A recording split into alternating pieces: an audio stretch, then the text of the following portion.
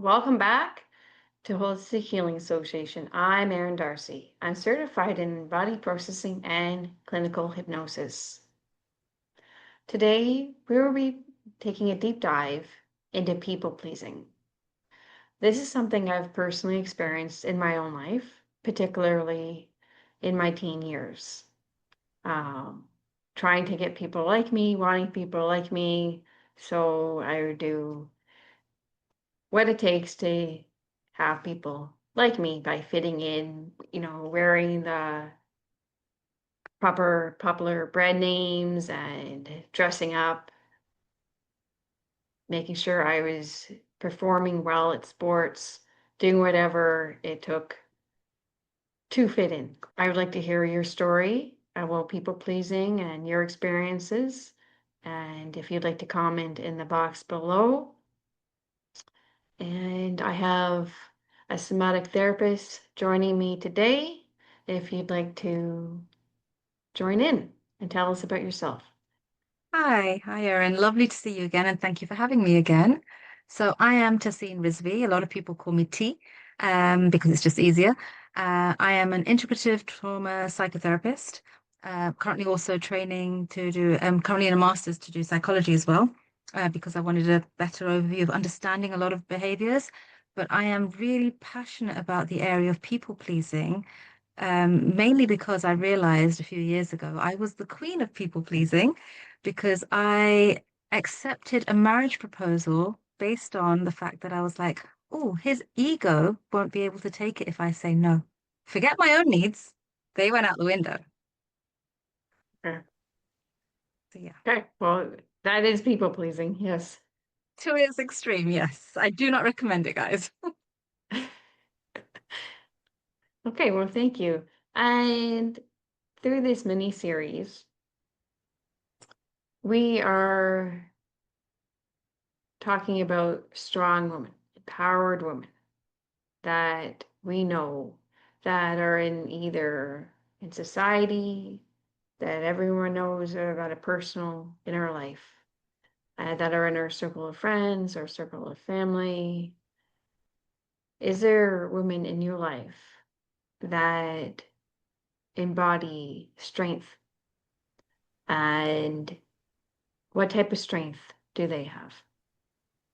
I think for me, I will always come back to my clients. Every woman that I work with that comes through my door, it's I can see the resilience in them. They don't ever see it themselves at first, but there is this incredible strength in them to get them to where they have got to, regardless of what they've experienced, takes an immense amount of strength, especially when you think about the narratives that women are, they are the narratives that are instilled into them, narratives that aren't healthy for them.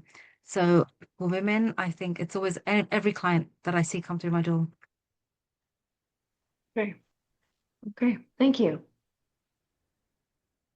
And what is people pleasing? Oh, now that is a lovely question because it's a lot. It is in essence, it is where you take on everyone else's feelings as your responsibility. You disconnect with yourself to such an extent that you lie to yourself, but you're also lying to the other person. And that is what, in essence, people pleasing is. It's lying.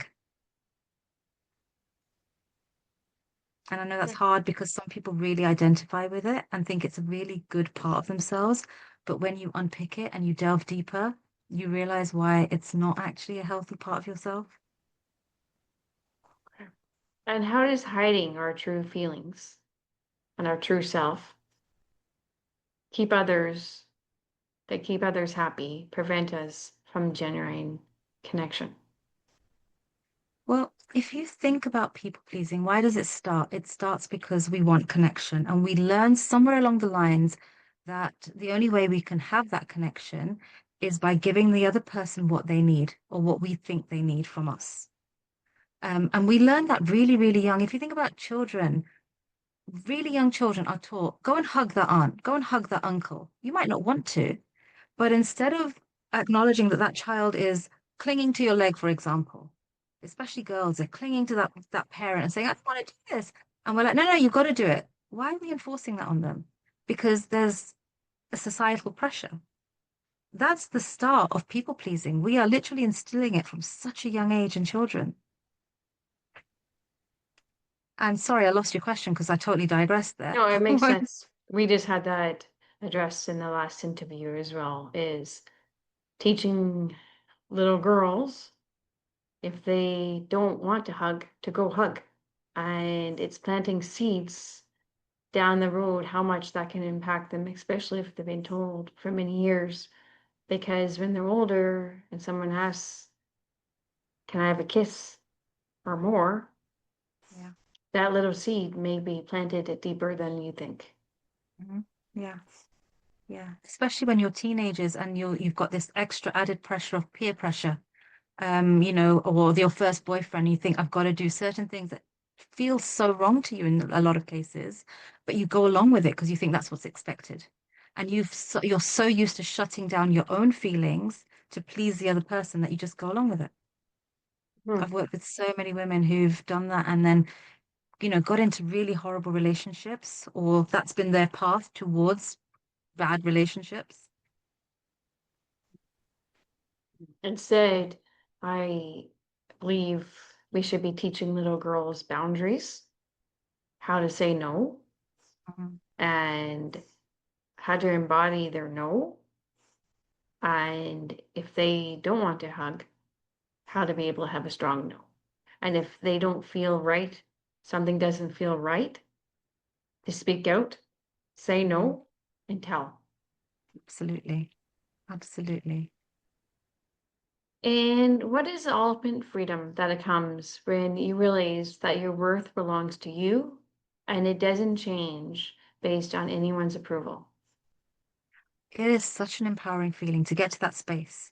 And for some people, it takes a long time to get there because chipping away at your sense of self, which is what happens when you're constantly people pleasing, to rebuild that sense of self can take time. But when you get there, when you can sit in your authenticity, not and not I'm not saying not care, but not be affected by someone who maybe doesn't like that authentic version of you. But that them not liking it isn't about you. That's about them. And when we can get to that space where we're like, that's okay. I can handle that because I know that I'm comfortable being me. It is such a place of strength. It is such a beautiful place of authenticity. And I really hope that all women can get there because it's so empowering. It really, really is. And when you get to that point, you can start to find your people too. And when Yeah, you're your absolutely. authentic self, you become much more attractive and people are drawn to you. And it's the people that like you for you. Yeah. And I think it reflects in not only in relationships, but in your friendships, in even in work practices. So, for example, when you know what you are authentically like, what you authentically value, and you are in a work environment that doesn't meet that value, those values, you leave because you're like, this doesn't work for me. I don't feel comfortable here.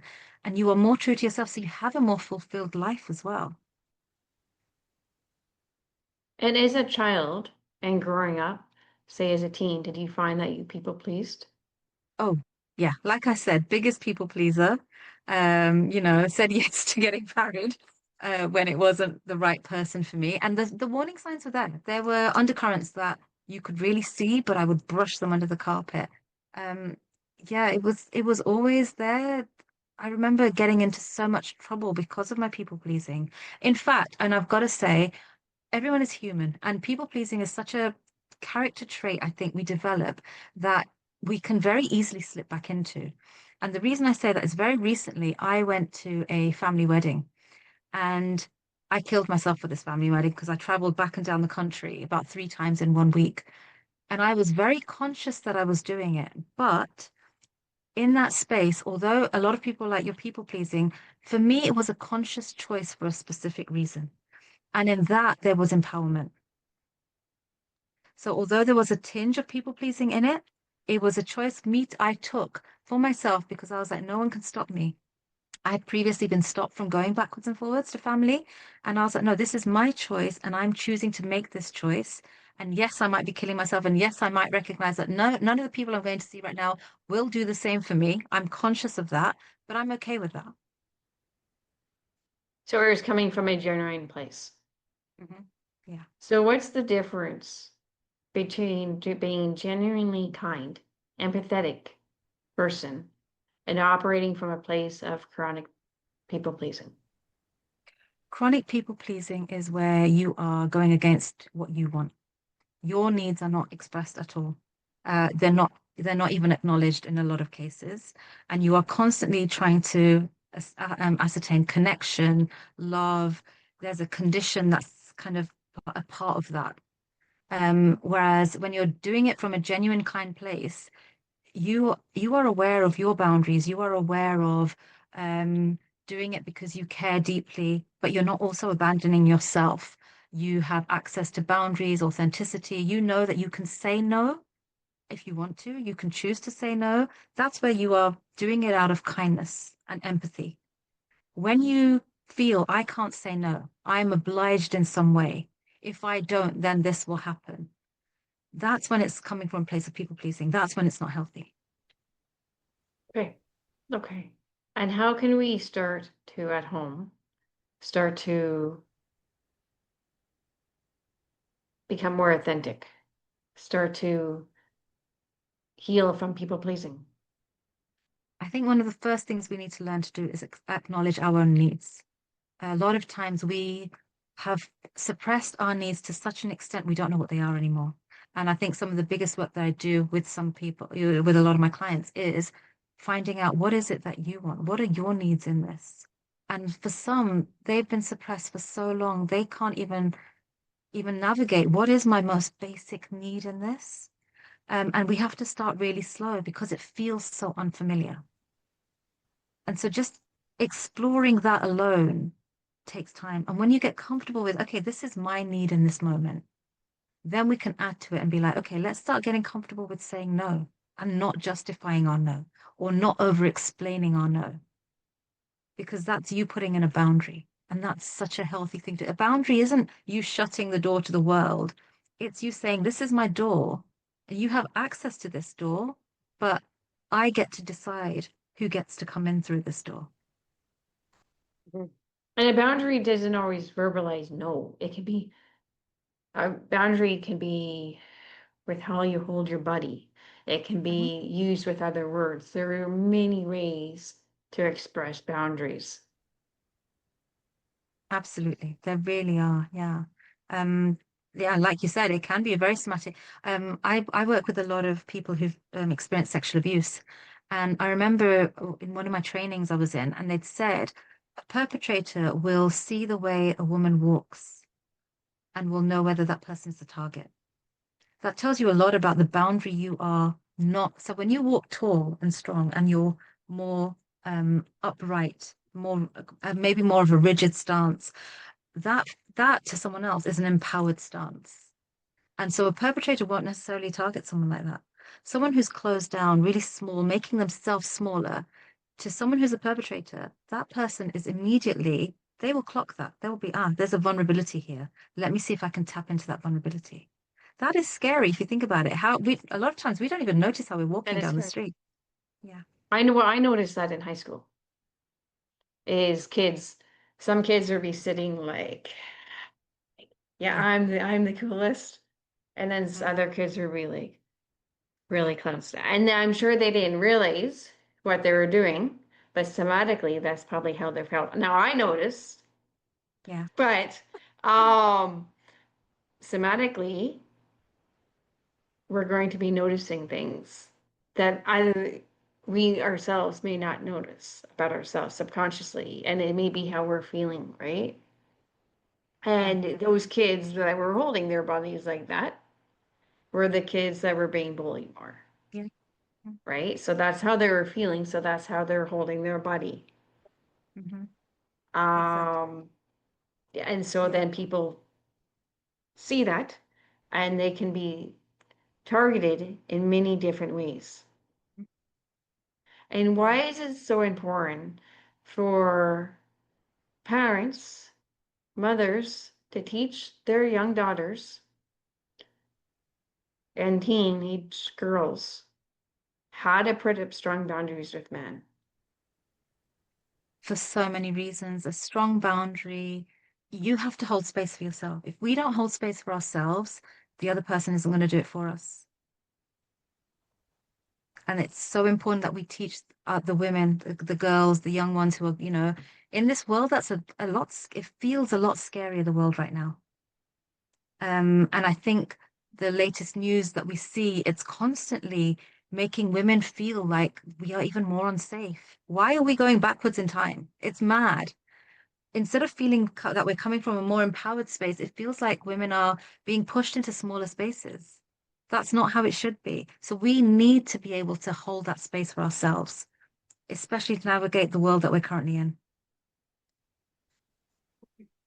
And when a recovering people pleaser starts to say no, they are often flooded with intense guilt.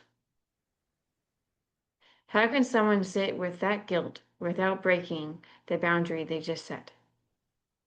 That's a hard one, and it's one that often takes a lot of time to navigate because that guilt, again, we're conditioned to feel it. We're conditioned to feel, oh, well, you didn't give that person a hug. So how does that make that person feel, for example?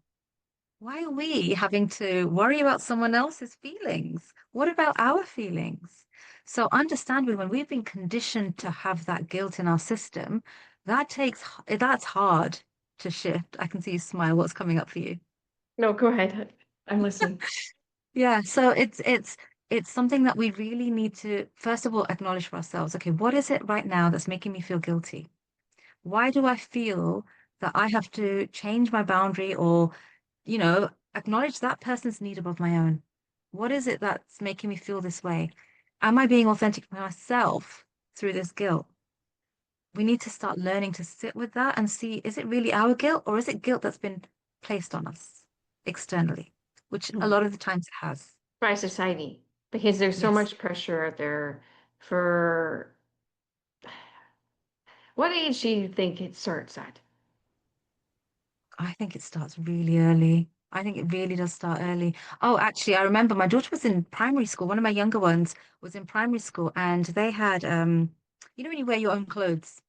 Now, this specific child of mine, she's very headstrong. She knows herself, and I love this about her. It drives me mad at times, don't get me wrong, but I absolutely love how she knows herself. And she was like, "No, I'm not going to go dressed up. I'm going in my own school clothes." And I'm like, "Okay, that's your choice." Her older sister, who learned people pleasing from me, yeah, so she is a chronic people pleaser, and it trying to shift that for her now is so hard because she mirrored what she saw me do for years. Um, and so she was like, well, hold on a second. People are going to make fun of you. People are going to laugh at you if you do that. And I was like, no, hold on. She feels comfortable to go like that. She feels confident. She's going however she wants to go. So it starts by at primary school age with small, that's a tiny thing. I mean, imagine that's so small. And yet it was being imposed on her. You've got to act a certain way to please the rest of the school, because if you don't, you will be called out in some way.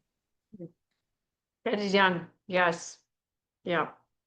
Um, that's very young. And not only that, but the pressure increases. Yeah, And the pressure on teen girls is significant yeah. in many different aspects. How did you experience it, if you don't mind me asking, as a teen Oh, girl? it was very, very hard for me. And I was a teen girl. I became a teenager just when my mom died. And so it was even harder. And I did totally rebel because the world didn't make sense to me anymore. And so I was kind of associating with the wrong kind of crowd. I was people pleasing the wrong kind of crowd. And I was lucky in the sense that I was sent to a foreign country.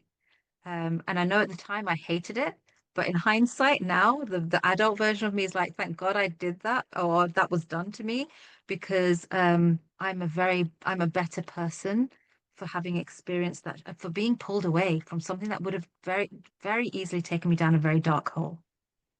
Because I was definitely mirroring other people's behavior. I was acting the way that was expected by the peers around me. I remember being forced to take drugs or being told, you need to take drugs, you're not part of the cool crowd otherwise. And the only way I got out of it was by saying, the doctors have told me if I take that drug, I'm going to die. And the only reason they heard that was because my mom had just died. Otherwise, I would have been pressured even more. And I was Wow. adamant that I wasn't taking it. Yeah. Wow. Okay. Yes, and I think that's many people that were pressured to try drugs or drinking or smoking or you name it. Yeah. Um, and it can start as early as what, 13? Yeah, definitely really young. Because I remember my friend being drunk. She was probably about 14 at the time, just sat in a doorway, literally cowered over, drunk, couldn't get up. Um, and it was really scary to see. And I remember that was one thing, drugs and alcohol, one thing that never ever entered my radar. They didn't enter my world because I was so headstrong about though I will be out of control, and I never want to be that out of control that someone can take advantage of me again. And so I saw my friend like that, and I was like, no way is that ever entering my system. I was very, very strong about that, I must admit. Same here. I avoided all of that like the plague. Like I was one, I didn't feel like I was pressured from the friends that I had. It was probably more pressure not to do it. Um, but I was there was also fear. I was afraid of it. And so I avoided it like the plague. Um, but the pressure for me was wearing the brand names, dressing more a little bit, maybe a little bit more preppy. Whereas my authentic self is a more casual. Um, I had high pressure to do well at sports. Uh, I know after high school, there was always like I was, for example, this is just an example of the amount of pressure psychologically. Once I hit high school, and this is people pleasing, but it's also just how much pressure for, say, cross country running. Here's the head pack, maybe three girls. Then there was me, and then there was the rest of them. Okay. Yeah. After high school, the high school asked me to come back and run for with them for a race that was for the city. So Mhm. I did. High school's over. I was right past the girl who would always beat me Wow. psychologically. Yeah. Wow. So it's not necessarily people pleasing, but it's pressure. It's high pressure performance, Yeah. right? Um, and so those are the areas I find I had more pressure in. Mm. Whereas our viewers, it may be other areas or the same area, but I believe a lot of most teenage girls have some type of pressure somewhere, Yeah. right? And we cave somewhere, and we're not our authentic self somewhere. Mm. Because the teenage years can be difficult, right? We're not always our authentic selves. But when we do become our authentic selves, we attract the right friends, our true friends, Yeah. um, and we're just more at peace with ourselves, Mm. right? Yeah. You I find your remember tribe. you find your tribe, and I remember coming out of high school, and I was always like wearing the labels and like trying to be cool, and then I started working with dogs, and I dropped all that. I was like like authentically, I'm very basic, outdoorsy, simple. I'm happy to wear a pair of sweatpants, sweatshirt, ball cap. That's me. I Yeah. didn't wear one pair of sweatpants or the sweatpants or sweatshirt one day in high school, right? Um, so yeah, so it's just there's different types of pressure, but then that needing to dress a certain way, that would be people pleasing because I'm Yeah. not doing it for myself. I'm doing it for other people. Mm, yeah, so right? And true. then I there's think people, sorry, go ahead. I was just going to say, I think that's one area where the UK is quite good because high schools have uniform. So you Okay. don't have that. But own clothes day, my own daughter would be like, oh, I don't want to go in its own clothes because there's that pressure to dress a certain way, to wear a certain brand, to have the right trainers, all that kind of stuff. Whereas when you're in uniform, you don't have to worry about any of that. Hmm. Hmm. And now at the Catholic schools in Canada, we do have that. I went to a public school, and Mhm. so yeah, it is like that. So um yeah, I mean you learn and you grow though too is and I know I people kept on asking me to do things um not necessarily in high school, but like always doing me asking for favors and favors, and I kept on saying yes and yes and yes to the point that I felt like I was being taken advantage of. Yeah, And then I finally started to find my no. And I started to embody it. And that doesn't mean it's not wanting to help people. I know yourself, you do two different volunteer jobs, yeah, right? Two different charities. It's not that you're not saying, I don't want to help people. You're saying, I wanted it coming from an authentic place. And I want it because I want it to be coming from the places I want to do it. I want to help you instead of, I'm scared if I don't do it, you're not going to like me, right? yeah, So same as like in clothing or the pressure I felt in high school is like if I don't do this, you won't like me. So I need to do this. That because that's coming, that is what people pleasing is that coming from a completely different place. yeah, yeah, definitely. You just can't be authentic when you're people pleasing. It's not possible to people please and be authentic at the same time. I haven't yet seen anyone who's been able to hold the two together. Hmm. Hmm. And I mean, it may not affect all aspects of your life. It may, I didn't personally mind. Mhm. My faith, I stuck to. Um, but it can impact certain aspects of your life. Yeah, definitely. When someone has spent years keeping everyone else happy, how do they begin to figure out what they actually want and need?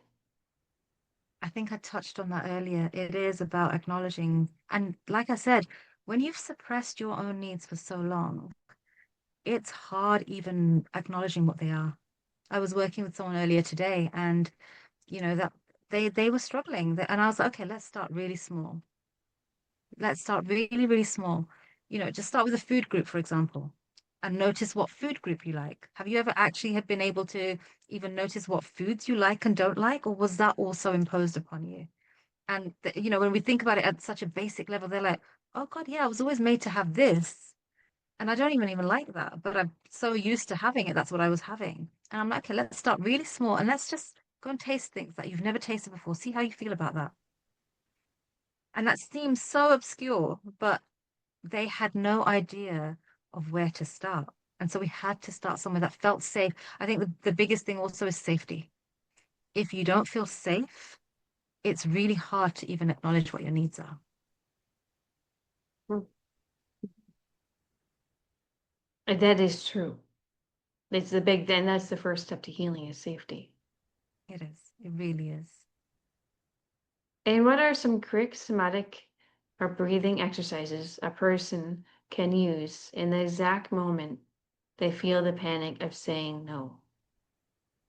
So everyone is very, very different when it comes to this kind of stuff. But I think some of the basic things, I think a therapist's favorite one is 5, 4, 3, 2, 1, which is the five senses. And when you feel that initial surge of, oh no, I don't want to, I have to people please again. Notice that for a moment and do the five senses where you look for five things around you and name those five things. Touch four different textures around you.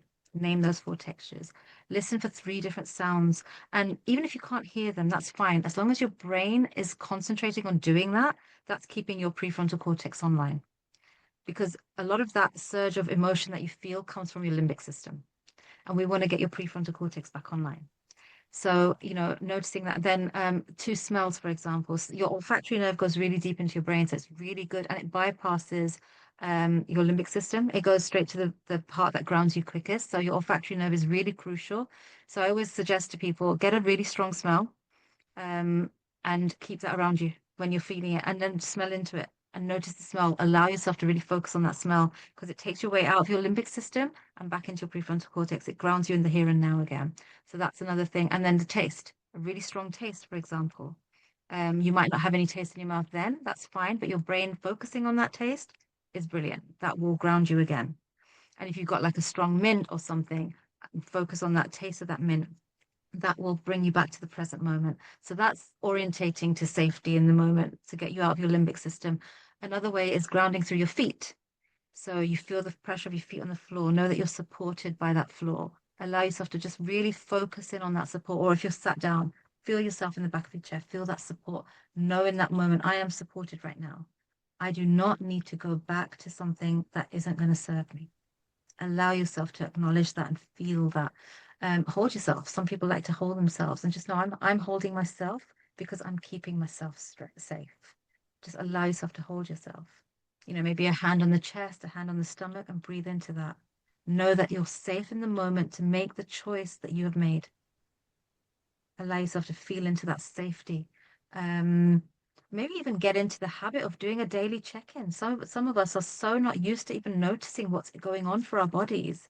Let's start with the basic thing of getting in touch with our body. Just 2 minutes every day. What am I noticing? Where's the tension in my body? What am I feeling? What's causing this tension? Sorry, I'm about to sneeze because hay fever season. I'm just trying to hold the sneeze off. And just, some simple things like that. If we can incorporate that into our lives and hold ourselves when we need to feel held, or maybe if you need even more, a wall sit, like when you sit and it's really uncomfortable, feel the discomfort and know you can push through this. You can get past this discomfort, but it's keeping you in that present moment. I hope some of those help. No, that's awesome. Thank you. And also with people pleasing, sometimes we're really repressing our anger. And if we can start to feel into our anger and embody our anger, it can help us say no. Yeah. And even if you just want to feel into the anger and feel it, just practicing that at home, putting out their hand, closing their eyes, and noticing how it feels and saying no, Mhm. no. What advice or a demonstration would you like to show to help to embody the no or embody the anger to start So, to help with the repressed anger? mhm. It's one of the biggest things that you notice with chronic people pleasers, the resentment that builds into anger, and it has nowhere to go, and you've suppressed it for so long. It becomes. I remember when I was first a mom, and my resentment because of the constant people pleasing would become anger, but directed at the wrong people. So, for example, the children would bear the go and tidy up now type thing, but that anger wasn't at them, which is so unfair. It wasn't at them; it was at the partner who I was constantly people pleasing, building this resentment because I wasn't able to state what I wanted to state. And the anger was coming out of the wrong people. And so we need to acknowledge that as well. So, yeah, it's one of the biggest things I notice when you have a lot of resentment that builds into this anger that just suddenly explodes. So if we can start working with that in a healthier way, that's a lot more healthier. So and I think your question was a practice. Sorry, I kind of Yes, a digressed practice there. or a demonstration people can Yeah. do at home to start to feel into the anger, embody the So anger. I've recently trained in what's called boxing therapy, and I think it's so good for repressed anger. So one of the very simple ones, when you can stand or you can sit and just have slight relaxed knees, one foot, one is in front of the other, and just hold your hand in a boxing stance where you're protecting yourself. Feel the strength in all, it just in that pose alone, hold that strength. Do you feel the strength in that? Yeah. I do. Allow Yeah. yourself to feel that. Yeah. Feel that strength for a moment. Notice where the tension is in your body and just feel the power of just that stance alone. Yeah. I can feel it in my arms and I feel it in the pit of my stomach. Amazing. Yeah. Now just take three deep breaths.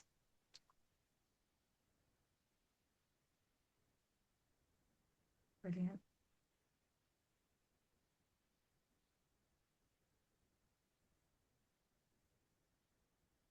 One more. Yeah. And we're not stopping there. Now, what we're going to do some power jabs. Okay. And that Okay. means literally you're going to jab out slowly Just go like first. that. Yeah. just like that. Yeah, I'm going to do it with one arm because I've got a torn rotator cuff at the moment. Okay. Jab out And and close pull your it back. eyes as doing so. Yeah, yeah, And you can people at close or home open. Yeah, can also try it. And should we be doing it slowly? yes, just start slow and then I want you to build some speed into it and go faster. And allow, and then as you're doing that, I want you to start exhaling loudly. So you go, huh, Ah, huh, ah. that's it. Let it out. Huh, huh, huh. That's it. Go. And we're doing that for a minute. Oh, it feels good. It does, yeah. Now to integrate it, I want you to just allow your shoulders to drop and just shake your arms and your legs in whichever way you feel is comfortable and just allow that out of your system. Yeah. I'll be doing And that that's every morning and maybe picture someone in my mind. okay. So the point is not to picture anyone, it's to allow No? the anger out. Yeah. Okay, just allow No, the because then it anger. becomes aggression and rage, and we don't want to do that. What we're doing is a somatic release of it. Yeah. Okay. But it's really, really good. And just even just standing with that stance gives you that empowered feeling. Especially probably standing up. Because I know when I'm doing Yes. EP sessions with people and they're starting to feel into their anger, especially if it's hard to feel into the anger, standing up can make a big difference. Yes, absolutely. Especially when you're in that stance where one foot's in front of the other, that alone, again, is so empowering.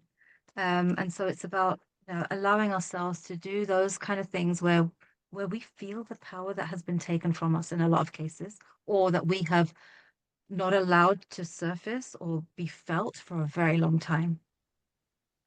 Okay. It makes a lot of sense. Thank you. Okay. And how can someone build a daily practice of self-compassion when they feel like they're letting others down? Let's start by pausing and acknowledging what is it that we feel we are letting down? Who do we feel we're letting down? And what is it that we feel that we are letting down? Because we are allowed to put boundaries in when needed. We've been stopped from doing that for a long time, but pause and notice that first. And let's just see what it is. What is the message that we've received for so long that makes us feel that we have to do something that doesn't feel right for us? And then maybe we can journal. Journal what comes up for you. Where has this come from? Ask yourself a few questions. What am I actually feeling? What boundary will I cross if I then people please again? What of my own boundaries will I then cross? Do I want to do that? Do I want to go back to that space where I'm not being authentic to me? Because it took me time to get back to where I want to be. So maybe we can journal. Maybe, I don't know, maybe have a playlist. A playlist can sometimes help where you're like, when, like this is me kind of thing, that kind of a song. Where you're connecting with yourself and saying, no, I'm allowed to be me, Mhm. however that might be. I'm allowed. Give yourself the permission Or to putting on a connect with yourself. song could be a different song every day, could be the same song, but if you're feeling certain emotion, Yeah, put on a song that fits that emotion and just allow your body to move wherever it wants to move. yeah, yeah. And why is reclaiming our anger absolutely essential for recognizing that a relationship is abusive or unsafe? When we don't reclaim our anger, we are basically, our anger to me is a boundary. It's a protector. It's a protected part of us. It's telling us that something doesn't feel right. And it's telling us that for a reason. And every time we don't connect with that anger, we are kind of, when we do connect, I mean, we're restoring that inner signal that we are allowed to acknowledge and feel into because it's something that we need. And every time we don't reclaim it, we are reducing our capacity to recognize what's harming us. So we're lying to ourselves again, in essence. Our anger's there for a reason. We need to channel it to understand what needs protecting right now. Yeah, it's a protector. It's got a It bad is. name because it's how people, use it sometimes in the wrong way. But when it's addressed properly, it's a protective part. It's giving us so much information that is so useful to us. And we just need to learn to identify that information and use it the right way to keep us safe. Mhm. Because if we don't feel anger, how are we supposed to protect ourselves, children, or our loved ones? Because a form of anger is protection, right? And all our emotions have a purpose and they all are messages. And anger may be one of the early emotions that we felt in the history of time because it would have been a way to keep ourselves and our tribe safe. Yeah. Hmm. Yeah. And if you think about children, children learn through mirroring the behaviors of the adults around them. And if they see you constantly suppress your own needs, that's what they learn to do. Like I said, my eldest daughter, chronic people pleaser, because that's what she saw for a good 15 years of her life. She saw her mum constantly people pleasing. It took me training as a counselor, as a therapist, as a psychotherapist to change myself fundamentally. And I must admit, she probably struggled the most with the new version of me because she was so used to me being this other version, the version that she now identifies as. And I'm trying to help her shift that, but it's hard because that's what she was, that's what she saw. That's her mirroring that she saw throughout the most formative years of her life was a mom who constantly bent over backwards and put her own needs last. So for her to shift that narrative is going to take a bit of time. Hmm, thank you. And once a woman leaves a harmful dynamic, how does she use her anger to protect her boundaries and stop her old people pleasing habits from pulling her back? How does breaking free from an abusive dynamic change the generational footprint for our children?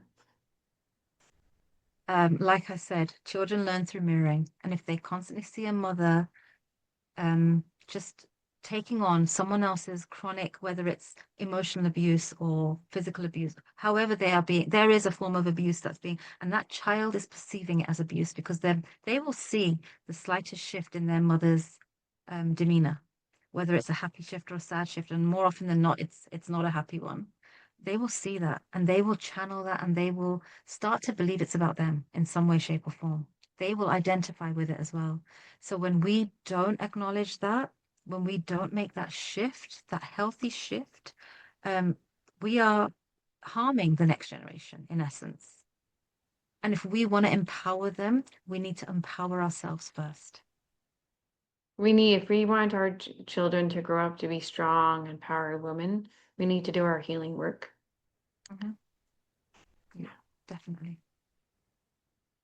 What does the urge to people please feel like in the body? And how does it physically silence a woman's intuition? So, like I said earlier about how we learn to suppress it all, but I think when we first start people pleasing, it feels good because we feel the other person's connection. We feel their validation. And so initially it might feel good, but over time it's chipping away at us. And as it chips away, you'll feel this tension in your body. You'll feel like you're treading on eggshells sometimes. You'll feel you carry yourself differently. So there's a somatic imprint from constantly people pleasing as well. And it builds on, like I said, the resentment. We've discussed on that how The that resentment's resentment and how, huge yeah, it is. It's really big.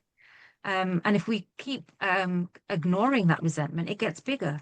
It ruins relationships. It ruins, it can ruin the whole family dynamic in some again cases. and And so, cause health problems. yeah, absolutely. Yeah, because you're going to be constantly having that cortisol in your system. In fact, that boxing technique is really good at releasing some of that cortisol from your system. And so we need to we need to be mindful of what we're doing to ourselves and the message that we're passing forwards. We really do. Because we can't be, if we want to be good mothers, we need to be taking care of ourselves. Because if we're not Yeah, taking care of ourselves, how are we supposed to take care of another person? yeah, exactly. Mhm. We're not going to be at our best capacity to be able to do so. But if we can Exactly. fully take care of ourselves, and that's not being selfish, Mhm. because then we're going to be able to be the best mom Yeah, we possibly can be. But when we're neglecting our own needs and even going off to people please for other people, what's happening to our kids over here? Yeah, exactly. Yeah. And like I said, that my resentment was coming out on the children with tidy up now type thing.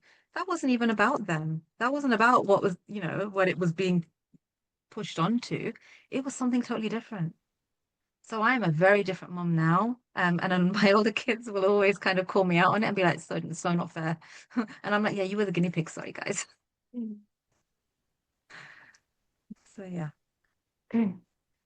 Um, and when people suppress their own needs for years to please others, how does that suppressed energy turn into hidden anger or resentment? it's so any emotion, if you think about any emotion, it's an energy. That energy has to go somewhere. And the more you push it down, it's building into something bigger, something more unmanageable in some cases. And so, if we see each emotion as an energy that needs to be felt in some way, and we acknowledge each emotion for what it's telling us, they're all signals. They're all signals telling us something, whether it's sadness, whether it's happiness, whether it's, resentment. Resentment's obviously a big buildup of something, but every emotion is valid in its own way. And every emotion is telling us something. So we need to give, and a lot of times, the generation, like the generation I grew up with, emotions weren't allowed. You were told if you want if you're going to cry, I'm going to give you something to cry about. A lot of people would have heard that. And so emotions weren't allowed. We need to even start with the basic emotions of allowing them, because if we don't, when we suppress them, you get to a stage where you feel so numb, you can't even connect with them anymore. That's not a healthy space to be in. It really isn't. And it's hard reconnecting when you get to that space of numbness. And when you get to that place and you're emotionally numb, and you could have been emotionally numb for many, many years, that is due to your body trying to protect themselves. It's safety, but it is not healthy. Yeah. There is so many people that have experienced emotional numbness, and it's due to great pain, deep pain. And there are many different things we can do to help start to recognize our emotions. But it's not up here, it's going into the body. So even doing an exercise every day, a few times a day, is having a moment of silence, closing your eyes. And if everyone would like to do this with me, closing their eyes, having dead silence, going into their body, and just noticing if they feel it. And if you go to your mind, just simply bring it back to your body.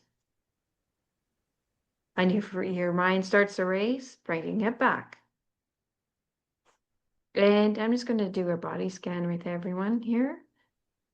We'll start with our feet. If you'd like to ground your feet into the ground and wiggle your toes and just notice how that feels.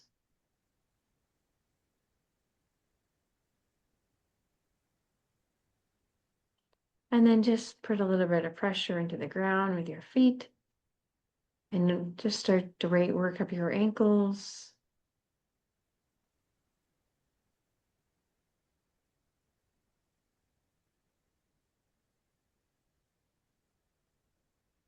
To your calves. And just notice if there you're feeling any sensations or emotions arise. And know everything is welcome. Even if it's something so slight. Even a sensation could be an itch. It can be something so small.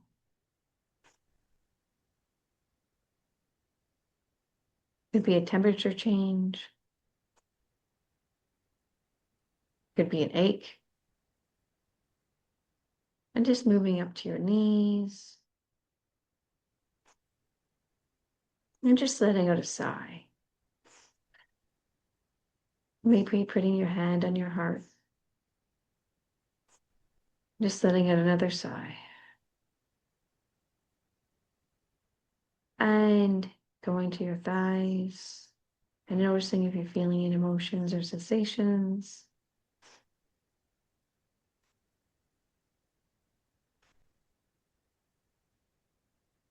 Your hips,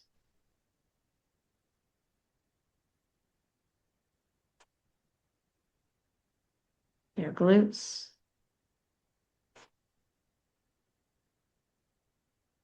your lower back,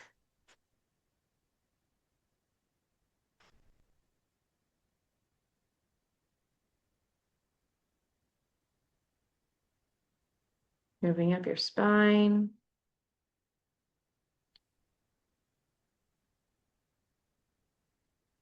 Slowly, never rush these things.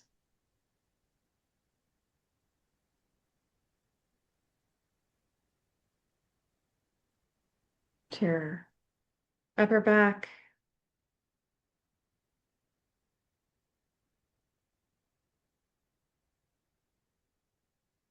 your shoulders, and maybe we'll wriggle your shoulders around a little.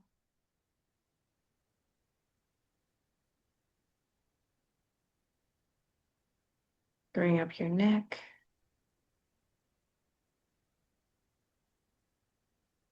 your jaw. We hold a lot of anger into our jaw. We have a tight jaw or sore jaw.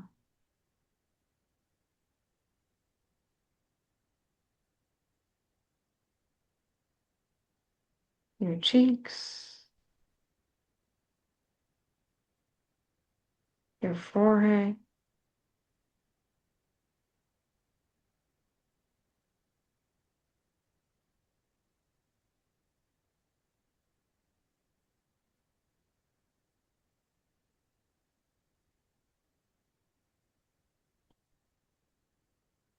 your eyes.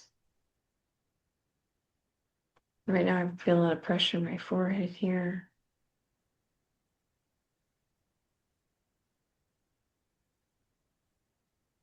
Your nose,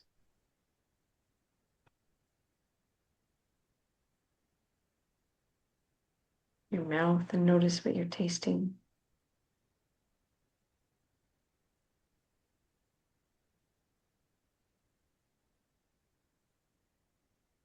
Bringing it down your neck to your shoulders again.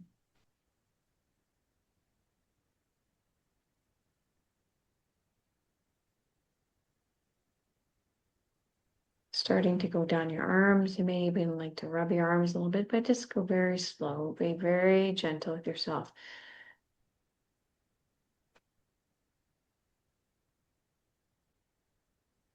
Moving to your forearms. Letting out another sigh.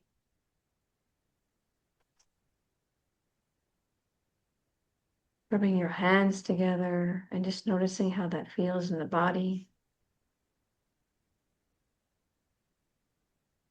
Maybe putting a little pressure on and then releasing.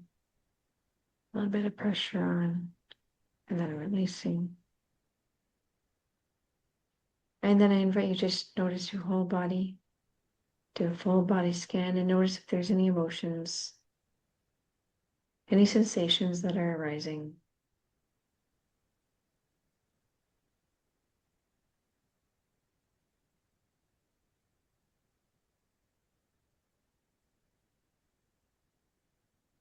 And welcome everything. And if you notice an emotion, where are you feeling it in your body? And I invite you to just sit with it for a moment.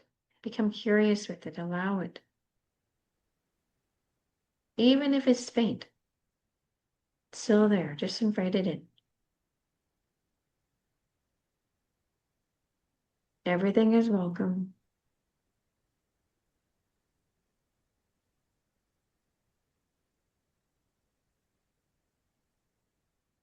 And you may or may not like to even sway back and forth a little, giving yourself a bit of a hug. Letting out another sigh.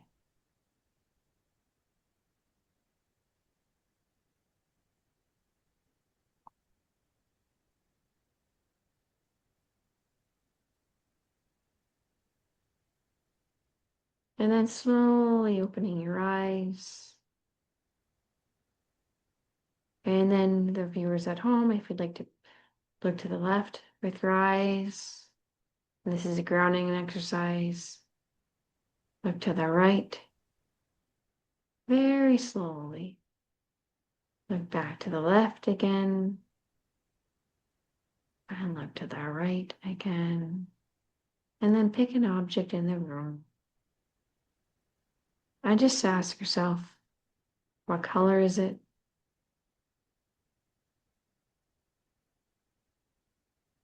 What shape is it?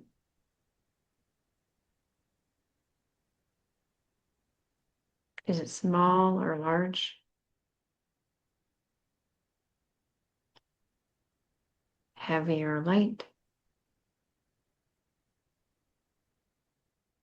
And doing this exercise every day at home can also help bring you into your body and just start to notice what's happening. And just doing simple exercises like these, if you do this over every day over a year time and you look back, you'll see a big difference.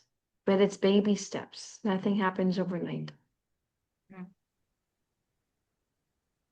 And it's the first step to be able to feel emotions is feeling safe to do so. Absolutely. Yeah. Safety is crucial. When anger is suppressed to keep the peace, it doesn't always just disappear. It gets trapped in the body. How can someone safely release that stored physical anger without directing it at others? I think the boxing exercise I showed you earlier, that one is a brilliant one That to would do. The be a way good one, it's a really good one to do. for Yeah. sure. And is there any other exercises?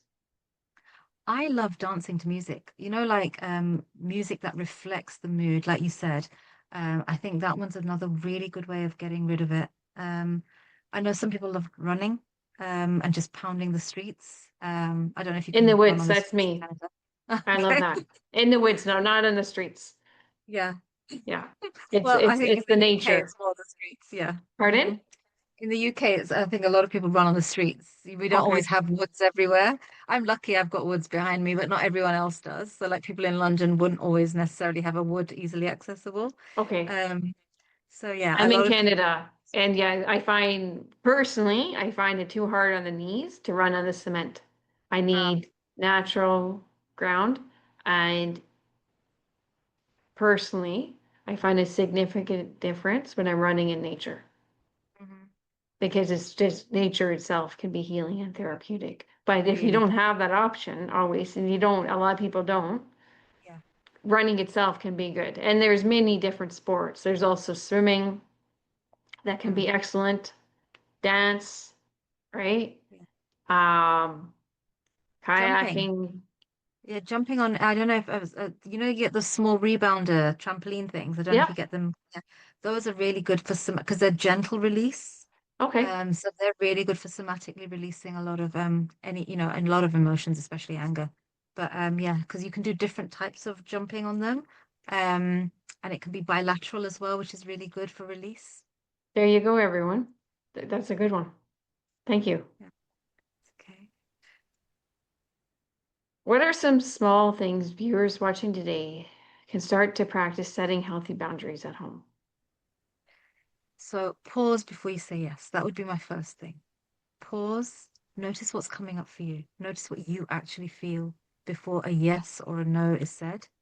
Um, Practice maybe small phrases like, I'll get back to you. Let me think about it.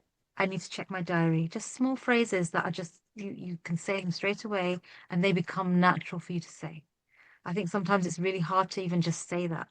So allowing yourself that, notice the body sensations like the tightening or the contractions, any heaviness you might feel.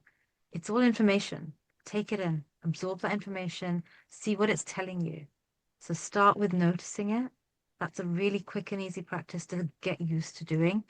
Um, Minor disappointments are okay. Sometimes we have setbacks, and that's okay.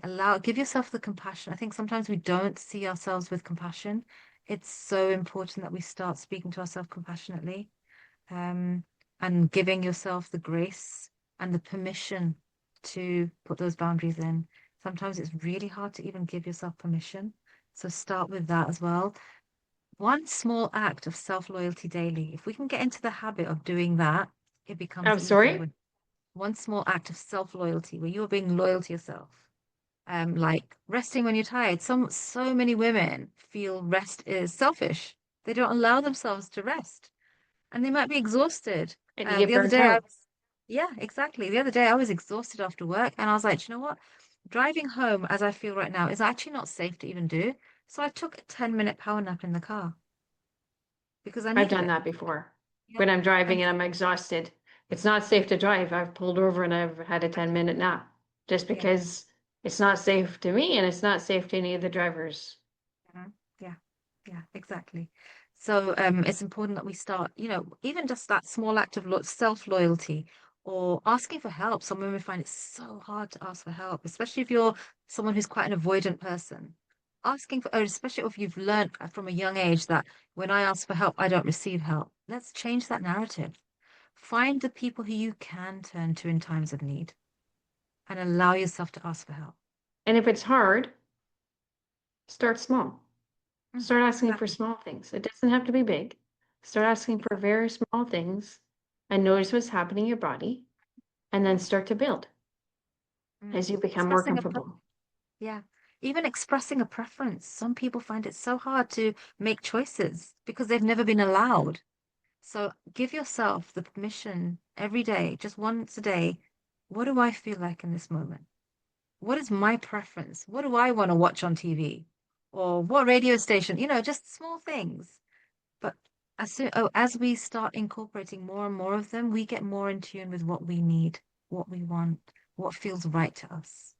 Those are just really small things that help us. I agree. And it's too doing that for your kids, right? Mm. Um, allowing them to have what they want, but it's almost at the opposite end, not all the time, Yeah, yeah, right? So like my child, she's the only one in the house. It could be easily whenever we're watching TV, she gets to choose. But I yeah, make a point, as long as it's appropriate, sometimes we're watching what I want to watch because I don't want her right as an adult expecting to always get what she wants, yeah. Hmm. right? Because we can go to the opposite extreme too. It's a healthy balance. Yeah. When you have spent years ignoring your own boundaries, how do you begin to process forgiving yourself for the times you've let yourself down? I think one of the first things we need to do is be kind to ourselves. Give yourself the kindness to recognize you didn't know differently at that time. You learned to be a certain version of yourself for a reason. So give yourself the compassion to recognize that. And sometimes just giving yourself that compassion can be hard. And what last advice do you have for everyone at home? Um, I would always say be kind to yourself. Start with kindness to you because you learnt to people please, like I said, for a specific reason. And it was needed when you learnt that. It was a lot of times it was survival that you learnt to adapt a certain way for a certain reason. But now we need to reframe it because that survival technique is no longer serving you. And it's not going to serve you if you continue. It's going to make in some cases it will make you quite ill. So let's shift it a bit. Let's look at ourselves with compassion. Let's look at our needs, and let's explore what feels right to us. It's so important that we start acknowledging that because if you don't start looking after yourself, no one else is going to do it for you. And if you're not looking after yourself, how do you then look after other people in your life? Exactly. It's like putting on the mask for ourselves so then we can help our children Mhm. and our loved ones, Yeah, definitely. right? Because we're only as strong as the self-care we do for ourselves. because self-care is so important. And Mm, don't learn the hard way. It is. It's so important to take care of yourself. You mm. don't want to hit a wall and you can't anymore. Yeah. You can't function. You need to be able to give yourself that space, give yourself that time, that healing, those personal needs that you need so Mhm. that you can be that good mother. You couldn't be the healthy version and you can do what you need to do to get the job done. But if you don't take care of yourself and you're always pleasing others, Mhm. it's going to catch up. It is. Absolutely. Yeah, it really is. So important that we do acknowledge our needs. Um, you've got to look after yourself because why would the other person, say you get into a relationship and you're not looking after yourself, how would the other person know what's right and wrong for you? Because you don't know yourself. Mm. You've got to guide that. You've got to give the message. Mm. And two, to touch on for people listening at home, if you have a partner or spouse and they're the ones that don't need, they're the ones who don't know what their needs are. I have personally been in that experience before. I knew what my needs were, and they did not know what their needs are. Become curious together. Be gentle, be slow, be patient, doing inquiry questions. And as you grow and you learn, it can bring you together closer. Um, but just become curious and explore different activities and see what they like. Yeah. Okay. Well, thank you Thank you. for coming on the channel. I believe it's the third time. Is it? So, Gosh, yes. people are going to get bored of me. Let me know, people, if you are. So thank you so much. No, I don't think they're gonna get bored of you. Everyone enjoys hearing you, and you give expert advice. And you gave expert advice on people pleasing. So I'm honored that you were able to come on again. And I thank you everyone for tuning in as we continue our mini series on empowering women, motherhood, becoming our authentic version, listening to our intuition, and tapping into our anger and learning how to process it in a healthy way. Thank you. Thanks, Erin. Take care. All the best. Bye.